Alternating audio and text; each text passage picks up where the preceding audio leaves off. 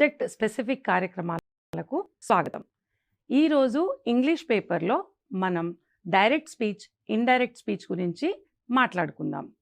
Direct speech, indirect speech, ఆ sentences ఎలా ఉంటాయి, వాటిని ఎలా గుర్తించాలి, వాటిలో డిఫరెంట్ పార్ట్స్ ఏంటి, ఒకవేళ డైరెక్ట్ స్పీచ్ నుండి ఇండైరెక్ట్ స్పీచ్కి మనం కన్వర్ట్ చేసేటప్పుడు మనం ఫాలో చేయాల్సిన రూల్స్ ఏంటి, ఇవన్నీ కూడా మనం ఈరోజు డిస్కస్ చేద్దాం.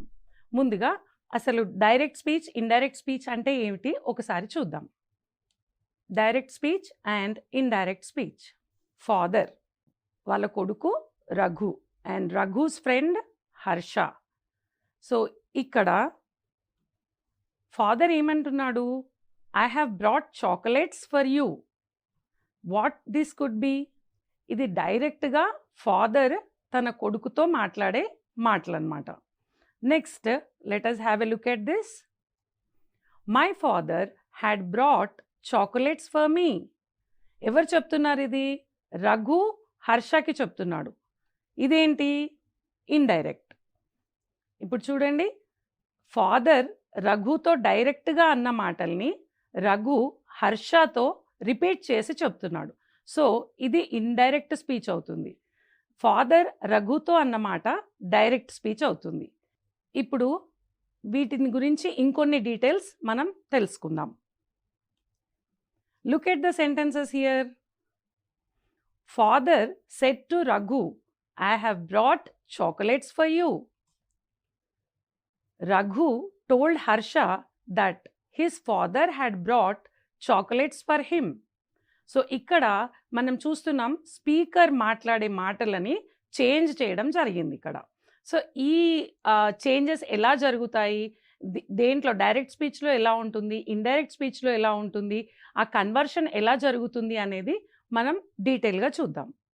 ఇప్పుడు డైరెక్ట్ స్పీచ్, ఇండైరెక్ట్ స్పీచ్లో వర్డ్స్ ఆఫ్ స్పీకర్ని మనం ఎలా ప్రజెంట్ చేస్తామో చూద్దాం. So words of a speaker. Direct speech, indirect speech. Direct స్పీచ్లో we quote the speaker's actual words, and in indirect speech without quoting his exact words. ఇక్కడేమో exact words, actual words ఉంటాయి, ఇక్కడేమో exact words ఉండయి. అది direct స్పీచ్కి, indirect స్పీచ్కి ఉన్న main difference. So యాక్చువల్గా ఎలా identify చేస్తాం సెంటెన్సెస్ని, ఇది డైరెక్ట్ స్పీచా లేకపోతే ఇండైరెక్ట్ స్పీచా అనేది చూద్దాం. Identifying direct and indirect speech. Direct స్పీచ్ని ఎలా ఐడెంటిఫై చేద్దాం? ఫస్ట్ ఒక సెంటెన్స్ చూద్దాం. Father said to me, I have brought chocolates for you. దీన్ని డైరెక్ట్ స్పీచ్ సెంటెన్స్ అంటున్నాం కదా, మరి ఏమేమి వాటిని పెట్టి మనం దీన్ని గుర్తుపడతామో చూద్దాం. చూడండి, comma after said to me. Said to me తర్వాత ఏముంది? కామా. సో ఇది డైరెక్ట్ స్పీచ్లో ఉండే ఒక గుర్తు అనమాట. నెక్స్ట్ చూడండి, inverted commas to quote the speaker's words. చూడండి, ఇక్కడ ఇన్వర్టెడ్ కామాస్ ఉన్నాయి. స్పీకర్ ఏం మాట్లాడుతున్నాడో వాటిని కోట్ చేస్తూ ఇన్వర్టెడ్ కామాస్ ఉన్నాయి. నెక్స్ట్ వచ్చేసి, the sentence in the inverted commas begins with the capital letter. ఇక్కడ చూడండి, ఐ. అఫ్ కోర్స్ ఐ ఎక్కడున్నా కూడా మనం క్యాపిటల్ ఐఏ వాడతాము, బట్ ఇది కాకుండా ఏ వర్డ్ ఉన్నా కానీ అది క్యాపిటల్ లెటర్తోనే బిగిన్ అవుతుంది. సో ఇవి మనము ఈ ఒక సెంటెన్స్ డైరెక్ట్ స్పీచ్లో ఉందా లేదా అని చెక్ చేసుకోవడానికి ఉపయోగపడే గుర్తులు అనమాట. How indirect speech can be identified. Father told me that he had brought chocolates for me.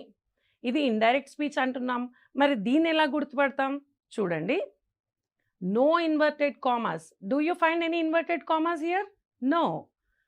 Then conjunction that అనేది ఇక్కడికి వచ్చింది. ఇన్ ప్లేస్ ఆఫ్ కామా ఏమొచ్చింది ఇక్కడ మనకి?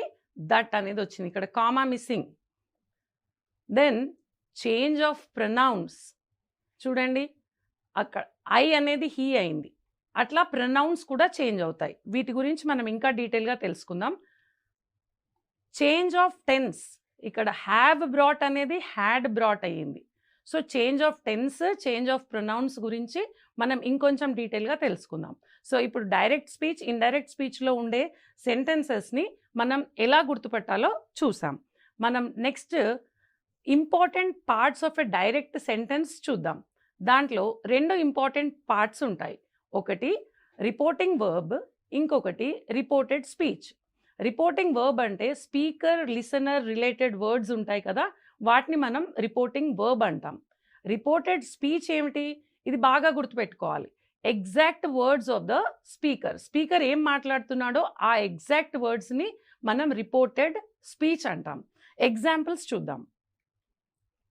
Identifying reporting verb and reported speech. Let us have an example with us. Father said to me, I have brought chocolates for you. ఇది ఒక sentence. దీంట్లో మనం ఇప్పుడు చూడండి, ఫాదర్ సెడ్ టు మీ, ఇదేంటి? Reporting verb. ఇది చూడండి, ఇదేంటి? ఇది రిపోర్టెడ్ స్పీచ్. రిపోర్టింగ్ వర్బ్ అంటే స్పీకర్, లిసనర్కి చెందిన వర్బ్స్ అన్నమాట. అలాగే రిపోర్టెడ్ స్పీచ్ అంటే మనం ఇందాక కూడా అనుకున్నాము, exact words of the speaker. ఇక్కడ అదే ఉంది కదా, అదనమాట. ఇంకొక 2 ఎగ్జాంపుల్స్ చూద్దామా? She said to me, you look tired. ఇక్కడ reporting verb, speaker or listener related వర్బ్స్ని మనం రిపోర్టింగ్ వర్బ్గా గుర్తిస్తున్నాం. Exact words of the speaker, this will be reported speech. Let us have a look at another example. You see, this is a reporting verb and this is reported speech. Reporting verb, reported speech ఎలా గుర్తించాలో మనం చూసాం. వీటిని direct నుండి ఇండైరెక్ట్కి మార్చేటప్పుడు కొన్ని rules మనం follow చేయాల్సి ఉంటుంది. ఆ రూల్స్ ఏంటో ఒకసారి చూద్దాం. Reporting verb changing rules. Rule 1. Reporting verb with object. She said to me, there are apples in the basket. ఇప్పుడు చూడండి, ఇక్కడ ఇంతవరకే మనం రిపోర్టింగ్ వర్బ్ కింద కన్సిడర్ చేస్తున్నాం కనుక ఇంతవరకే ఎలా చేంజ్ చేస్తామో చూద్దాం. Said to will become told. Me will be me only and comma will be replaced by that. So ఇక్కడ ఏం వస్తుంది లాస్ట్కి మనకి? She told me that. Let us have a look at another rule. Reporting verb without object. ఇందాక said to మీ ఉంది, అక్కడ ఒక object ఉంది, ఇక్కడ ఆబ్జెక్ట్ ఉండదు. ఈ ఎగ్జాంపుల్లో చూడండి, Vani said I go to school every day. So ఇక్కడ రిపోర్టింగ్ వర్బ్ వచ్చి ఓన్లీ వాణి సెడ్. చూద్దాం ఇక్కడ ఇది ఎట్లా చేంజ్ అవుతుందో. Said will remain said and comma will become that. ఇప్పుడు ఫైనల్గా ఇది ఇండైరెక్ట్ స్పీచ్లోకి వచ్చేసరికి వాణి సెడ్ దట్ అని వస్తుంది. Let us have another rule. Reporting verb in present tense with object. Let us see. Mother says to the children, wash your hands before eating. ఇక్కడ మనకి reporting verb ఏంటి identify చేయండి, ఇది reporting verb. So ఇది మనం ఎలా change అవుతుందో చూద్దాం. Says to will become tells, the children will remain the children, comma is replaced by that. So all together మనకి ఫైనల్గా వచ్చేసరికి mother tells the children that అని వస్తుంది. Let us have another rule. Reporting verb in present tense without object. Example చూడండి, she says I'm happy. ఇక్కడ కూడా object లేదు. So she says అనేదాన్ని మనం ఎలా మారుస్తామో చూద్దాం. షీ సేస్ అనేది షీ సేస్గానే ఉంటుంది, దెన్ కామా ప్లేస్లో మనకి దట్ వస్తుంది. She says that. ఇలా మనం రిపోర్టింగ్ వర్బ్ని మార్చాలన్నమాట. నెక్స్ట్ మనకి రిపోర్టెడ్ స్పీచ్ ఎలా మారుతుందో ఒకసారి చూద్దాం. ముందుగా దాంట్లో ప్రొనౌన్స్ ఎలా మారుతాయో ఒకసారి చూద్దాం. Father said to me I have brought chocolates for you. ఇందులో మనం ఇంతకుముందే 2 సార్లు చాలా ఖచ్చితంగా చెప్పుకున్నాం. రిపోర్టెడ్ స్పీచ్ అంటే ఏమిటి? ఎగ్జాక్ట్ వర్డ్స్ ఆఫ్ ద స్పీకర్ని మనం రిపోర్టెడ్ స్పీచ్ అంటాం. సో వీటిలో ఈ రిపోర్టెడ్ స్పీచ్ని ఇండైరెక్ట్లోకి మార్చేటప్పుడు ప్రొనౌన్స్ కానీ టెన్సెస్ కానీ చేంజ్ అవుతాయి. అందులో మనం ముందుగా ప్రొనౌన్స్ ఎలా చేంజ్ అవుతాయో చూద్దాం. I will become he, you will become me, and the sentence will be father told me that he had brought chocolates for me. Now you look at the pronouns, how they are changing. Let us have another example. She said to me, are you coming with us? Now you anedi emoutundi I, then us anedi ikkada them. So whole sentence will become, she asked me if I was going with them. So ఈ pronounce change ఎట్లా అవుతున్నాయో చూడండి. So change of pronouns గురించి మనం ఒక slide చూద్దాం. Direct స్పీచ్లో indirect స్పీచ్లో అవి ఏ విధంగా మారతాయి చూడండి. డైరెక్ట్ స్పీచ్లో ఏముంటుందో ఇండైరెక్ట్ స్పీచ్లో ఏముంటుందో మీరంతా దాన్ని కరెక్ట్గా కన్వర్ట్ చేయగలిగేలా ప్రాక్టీస్ చేసుకోవాలి. ఇవన్నీ కూడా మారే pronouns. All these pronouns change when the sentence is converted to indirect speech. Pronouns ఎలా చేంజ్ అయ్యాయో చూసాం కదా. ఇప్పుడు మోడల్ వర్బ్స్ ఎలా చేంజ్ అవుతాయో ఒకసారి చూద్దాం. Change of modal verbs. Direct speech నుండి ఇండైరెక్ట్ స్పీచ్కి మారేటప్పుడు is will become was, shall should అవుతుంది, విల్ వుడ్ అవుతుంది. అలాగే ఈ మిగతా మోడల్ వర్బ్స్ అన్నీ కూడా చూడండి ఎలా మారుతున్నాయో. ఇవన్నీ బాగా గుర్తుపెట్టుకోవాలి మనం. ఈ మోడల్ వర్బ్స్ అన్నీ ఈ విధంగా మారుతాయి అన్నమాట. అవి గుర్తుపెట్టుకుంటే మనకి కన్వర్షన్ అప్పుడు ఈజీగా ఉంటుంది. Now let us observe some important changes that happen when we are converting sentences from direct speech to indirect speech. Now will become then, today will become that day, so here will become there. అలాగే ఇంకొన్ని examples చూడండి. ఈ examples అన్నీ మనకి ఏం చూపిస్తున్నాయి? How the words change when the sentences are converted from direct speech to indirect speech. ఇంతవరకు మనము ప్రొనౌన్స్, మోడల్ వర్బ్స్ ఎలా చేంజ్ అవుతాయో చూసాం. ఇప్పుడు డైరెక్ట్ స్పీచ్ నుండి ఇండైరెక్ట్ స్పీచ్కి సెంటెన్స్ని కన్వర్ట్ చేసేటప్పుడు టెన్సెస్ కూడా మారుతాయి. ఆ టెన్సెస్ ఎలా మారుతాయి అనేది మనం ఇప్పుడు చూద్దాం. డూ యు రిమెంబర్ మనం ఏమనుకున్నాం? రిపోర్టెడ్ స్పీచ్ అంటే ఏమిటి? The exact words of the speaker. ఆ టెన్సెస్ ఎలా చేంజ్ అవుతాయి వాటి గురించిన కొన్ని డీటెయిల్స్ చూద్దాం. Tenses of reported speech will change from that of the direct speech in most cases. This is known as back shifting, with the basic rule that a tense is shifted back to its past tense form. Back shifting అనేది ఇక్కడ reported స్పీచ్లో జరుగుతుంది. ఎందుకు అంటే మనం దాన్ని indirect స్పీచ్లోకి convert చేస్తున్నప్పుడు దాన్ని వెనకకి అంటే దాని పాస్ట్ టెన్స్కి తీసుకెళ్తామన్నమాట. This is because we are usually talking about something in the past. Let us have a look at back shifting in the reported speech. We are going with some examples here which are going from present to past tense. Direct speech and indirect speech.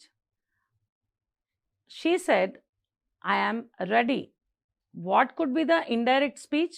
మనం ఏమని చెప్తున్నాము? Present నుండి పాస్ట్కి వెళ్తుందని చెప్తున్నాం. So ఇక్కడ ఏముంది? I am ready. So దీని past tense ఏమవుతుంది? Let us have a look at that. She said that she was ready. So అర్థమవుతుంది కదా, ఇక్కడ ఏంటి ప్రజెంట్ అనేది ఇక్కడికి వచ్చేసరికి పాస్ట్గా మారిపోతుంది అనమాట. మిగతా రూల్స్ అన్నీ కూడా మీరు క్రాస్ చెక్ చేసుకుంటూ ఉండాలి. ఇక్కడ కామా తీసేసాము, దట్ పెట్టాము, ఇన్వర్టెడ్ కామాస్ తీసేసాము, అవన్నీ మీరు డైరెక్ట్ స్పీచ్, ఇండైరెక్ట్ స్పీచ్ రూల్స్లో బేసిక్గా ఇవన్నీ ప్రాక్టీస్ చేస్తూ ఉండాలి. Then you will be late, he said. Now ఇక్కడ ఏమవుతుంది? He told me that I would be late. మన మోడల్ వర్బ్స్ చేంజ్ మాట్లాడుకున్నప్పుడు చూసాం. విల్ ఏమవుతుంది? వుడ్ అవుతుంది. సో ఇలాంటి చేంజెస్ని, ఇలాంటి కరెక్షన్స్ ఏవైతే చేంజ్ అవుతావో వాటిని గుర్తుపెట్టుకుంటే మనకి direct to indirect speech change చేసుకోవడం చాలా ఈజీ అవుతుంది. Let us have another example with us. He said, we have taken it. He said that they had taken it. Pronouns కూడా ఎలా మారుతున్నాయో చూడండి, టెన్సెస్ ఎలా మారుతున్నాయో చూడండి. Let us see one by one how the different tense changes in reported speech. So మనం ఇప్పుడు అది బ్యాక్ షిఫ్టింగ్ ఎలా జరుగుతుంది అనేది ఒకసారి చూసాము. సో ఇప్పుడు టెన్స్ ఎలా చేంజ్ అవుతుంది, ఒక్కొక్క టెన్స్ని కన్వర్ట్ డైరెక్ట్ స్పీచ్లోంచి ఇండైరెక్ట్ స్పీచ్లోకి కన్వర్ట్ చేసినప్పుడు ఒక్కొక్క టెన్స్ ఎలా చేంజ్ అవుతుందో మనం చూద్దాం. Tense changes in reported speech. Direct speech, indirect speech టేబుల్లో మనం ఇవి చూద్దాం. Simple present will become simple past. You can see the example here, how they are changed from simple present to simple past. Present continuous will become past continuous. You can have the examples also on the slide. You see, present perfect will become past perfect. And simple past will become past perfect. You can also see the examples. Will becomes would, and can becomes could, may becomes might, must becomes had to. చూడండి, what is the sentence here? She said, I must go to the bank. దీన్ని mustని మనం had to కిందికి మారుస్తాం. She said that she had to go to the bank. You see, have to will become had to.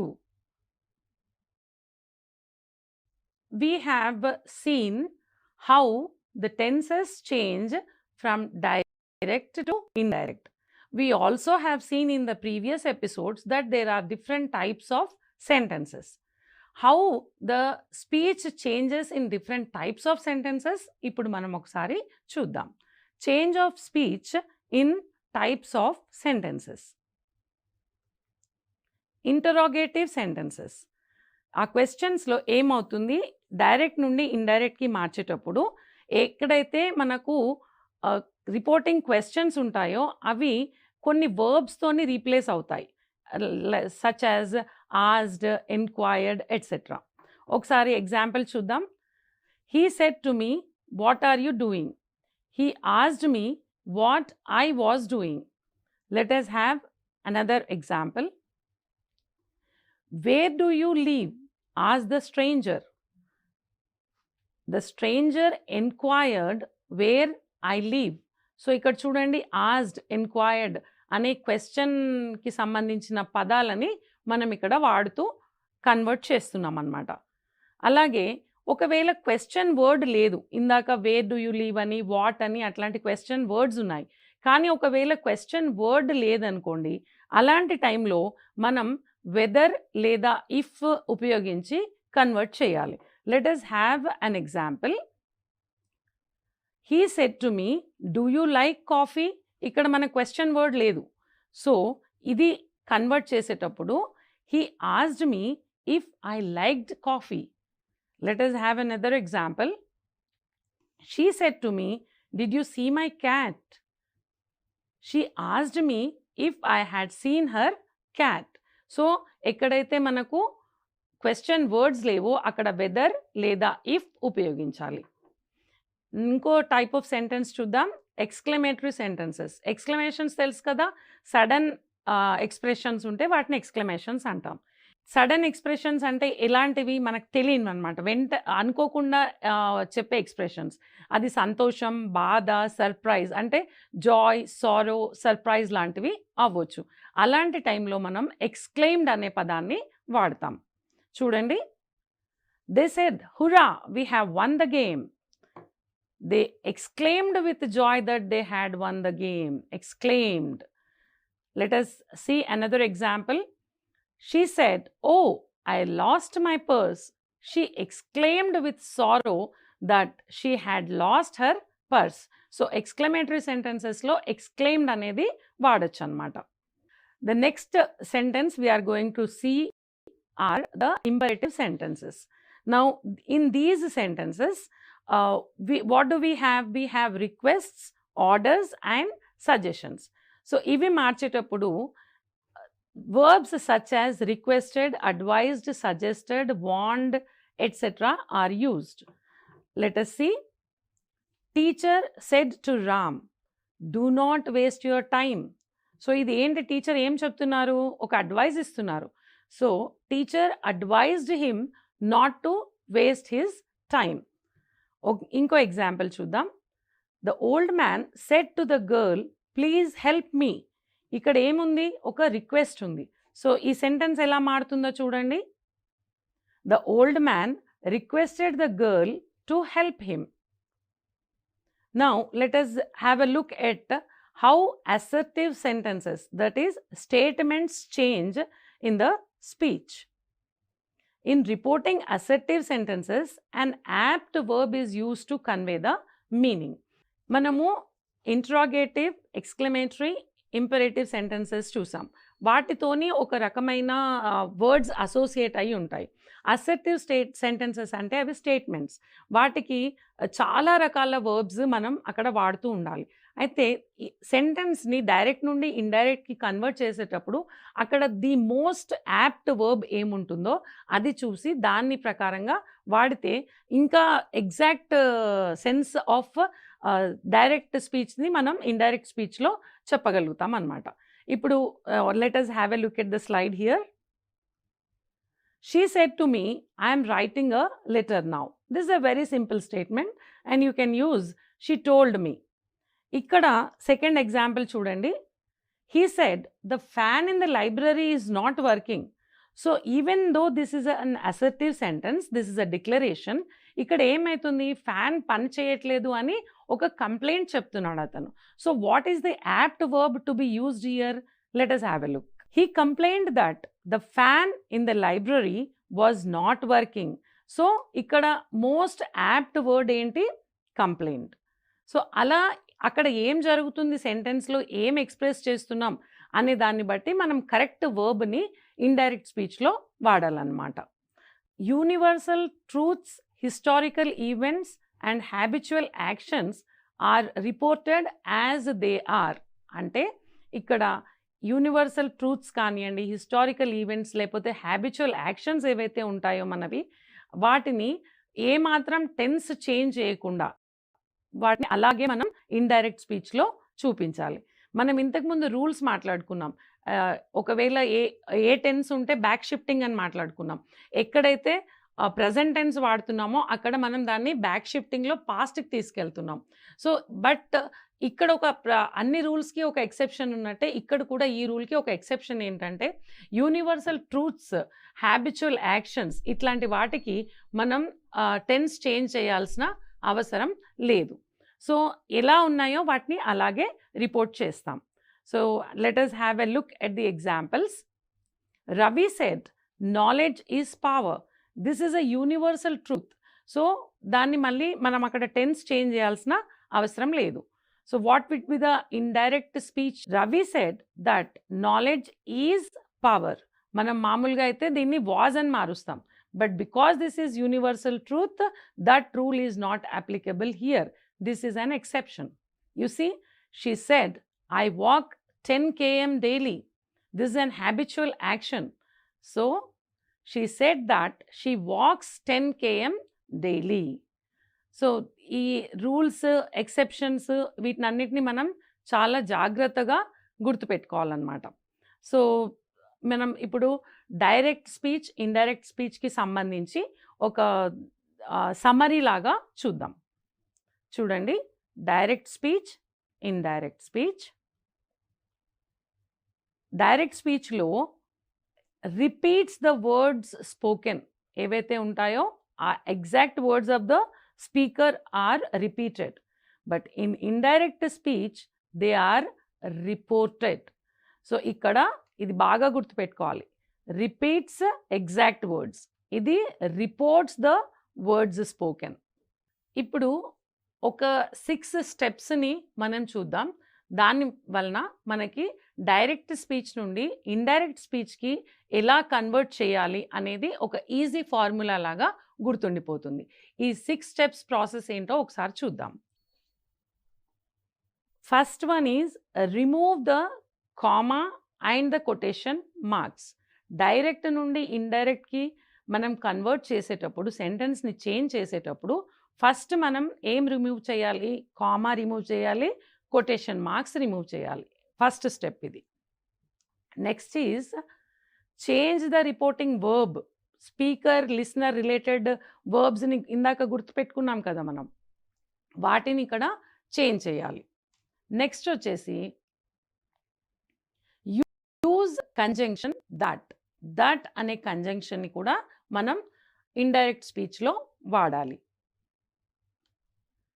Then we also talked about change of pronounce.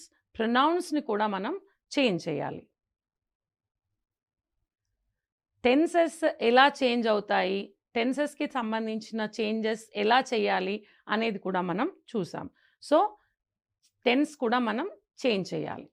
ఫైనల్‌గా near అడ్వర్బియల్స్ become distant అడ్వర్బియల్స్.